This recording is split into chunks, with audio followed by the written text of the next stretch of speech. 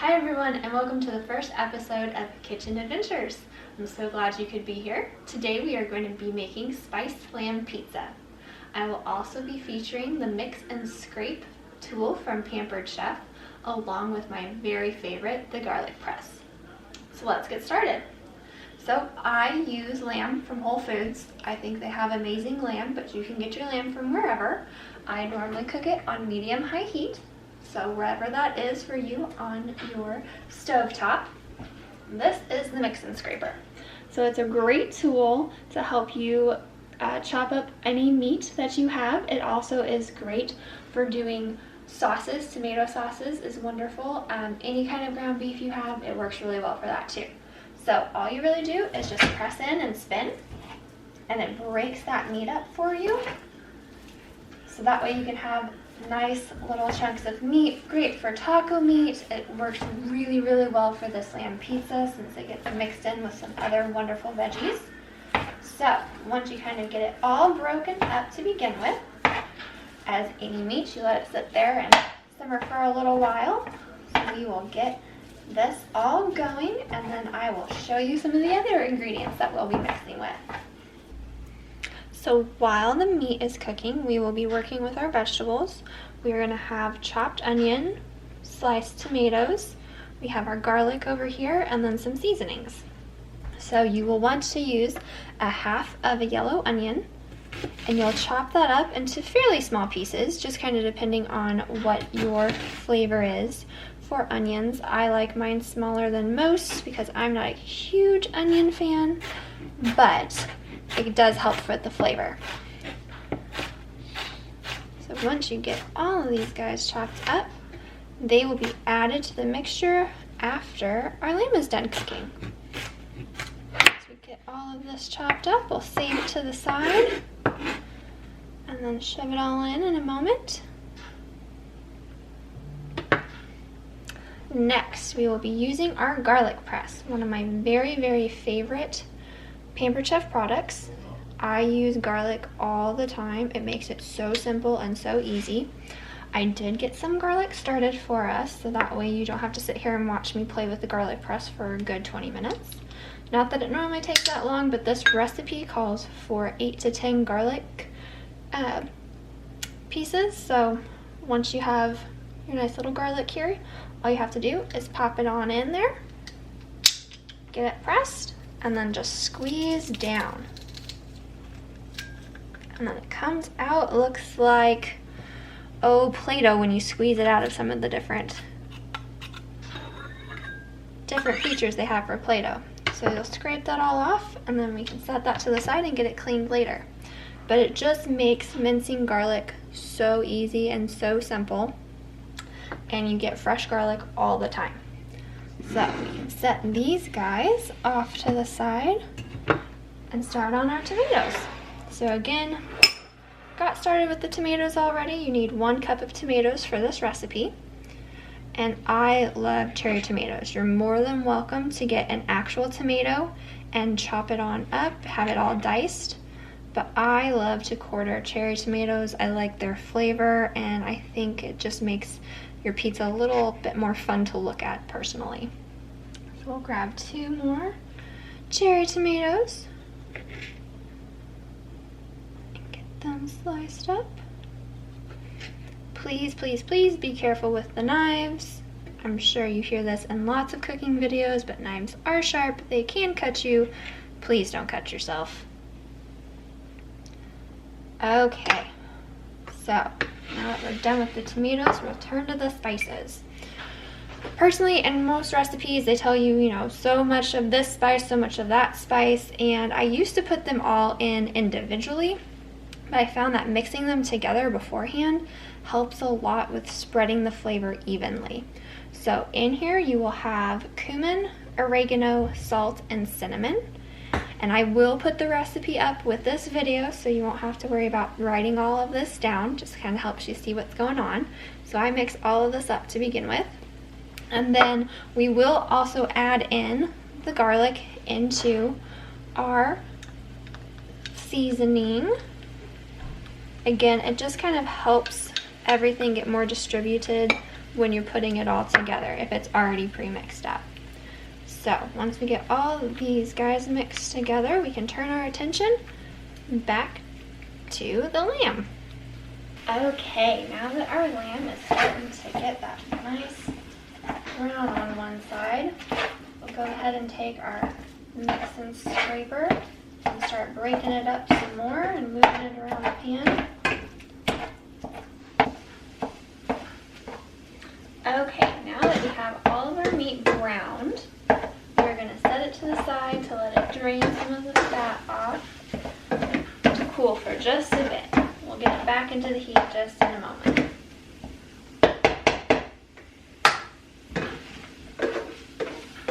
That's one other thing that I actually really like about this mix and scrape. You can easily get it out of the pan because of the pinwheel shape. So you can kind of just flick it off into the bowl that you're putting it into. Okay. So while you let your meat cool, you're actually going to wipe this pan out. So this is where you're going to cook the rest of your ingredients. So you want to make sure you get some of that fat out of there. Now that we have a semi-clean pan, we're going to add coconut oil and start sauteing those onions. So you're going to just want to use a decent amount of coconut oil, whatever looks good to you, and you may add some as you go along. It's just kind of how your burner works, how your stovetop works. So whatever will work best for you. So again, we're going to turn this just slightly less than medium-high heat. And we're going to get those onions in.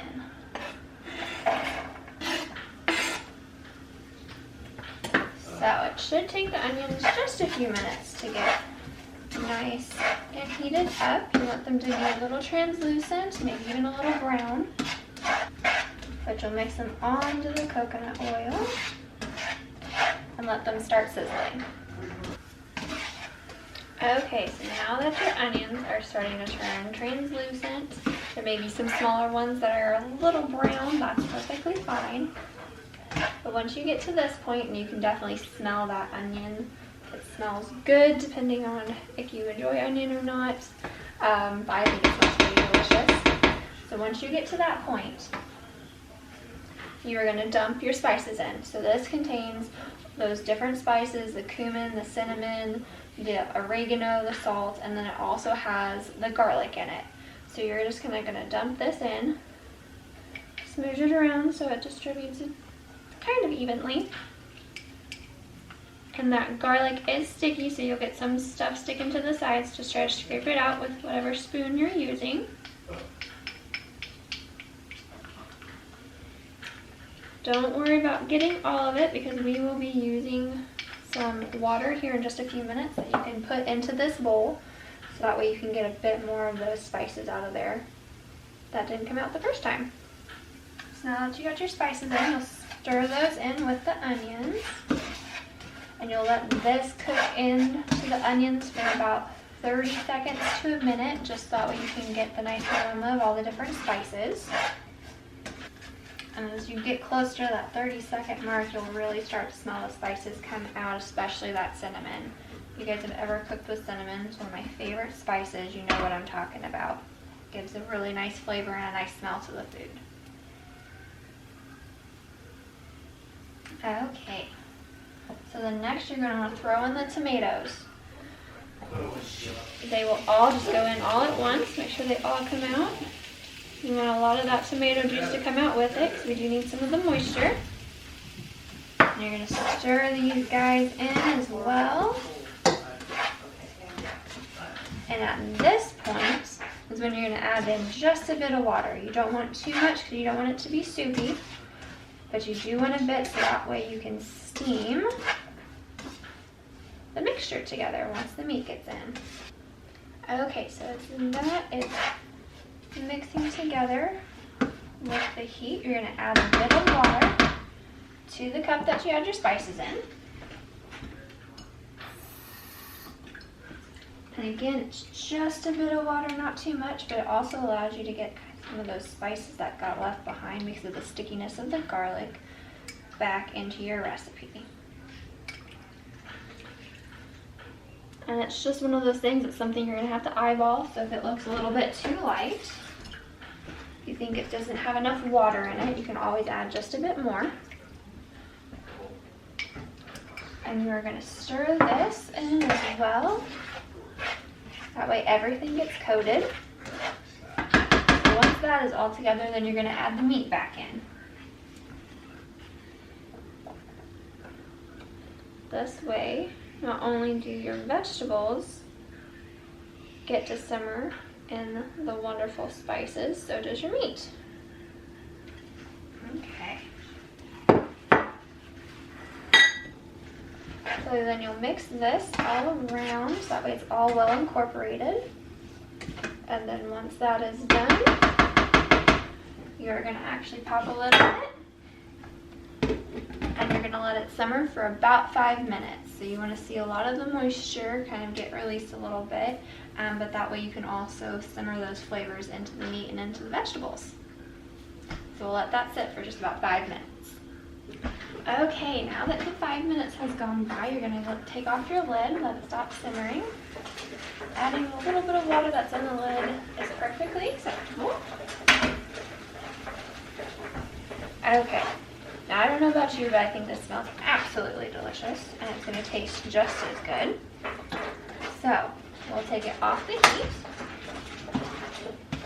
And depending on how you intend to use this recipe, you can do a couple of different things.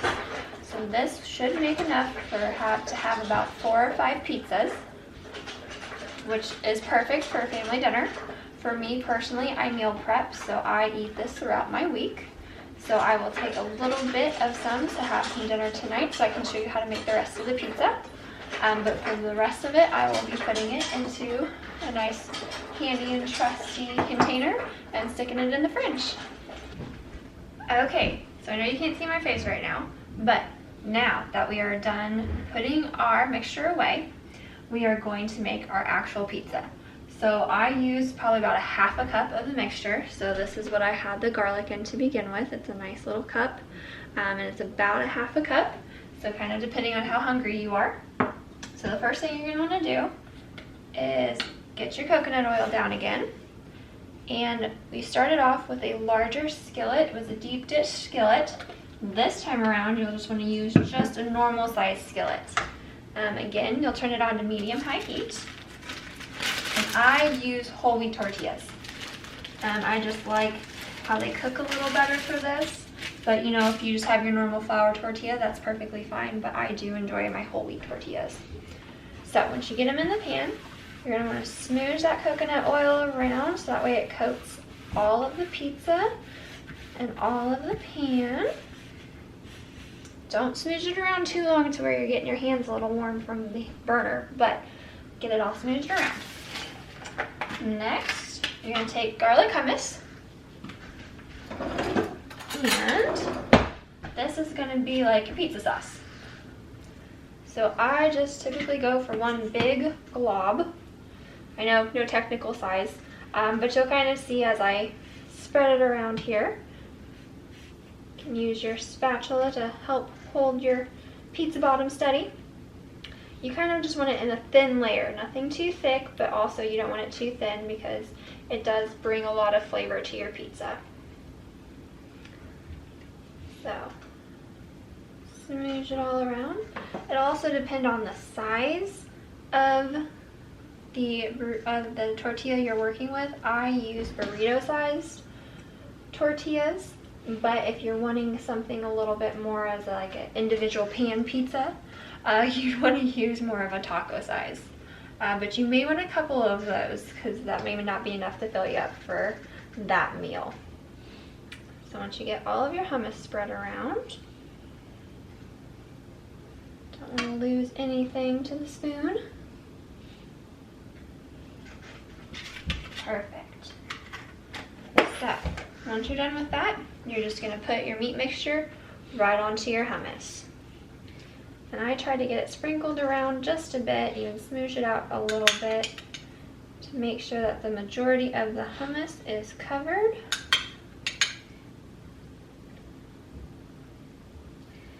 I also kind of keep a little bit of an edge to it. I love to feel like I'm eating an actual pizza. And you will get some juices from your meat mixture, which is perfectly fine. It brings out the flavor again of the meat and the vegetables that you were cooking with. Perfect. Okay. So now that we have all of this spread out and smooshed out, all we gotta do now is just let the tortilla get browned. So this can take anywhere from 10 minutes to 15 minutes depending on how hot you have your burner and depending on how hot your stovetop runs. So we're just gonna let it wait and get brown. Okay, so now that your pizza is nice and golden brown on the bottom, kind of double check that it is all the way around. So that way you didn't get one side more than the other. But you'll hear the nice sizzling of the oil as you go along. But you'll want to turn off your burner and kick your pizza onto a plate. And from here, you can use whatever works best for you. I use a knife to cut it into 4 pieces, or you can use a pizza cutter, whatever works best for you. But there is your spice lamb pizza. Bon appetit!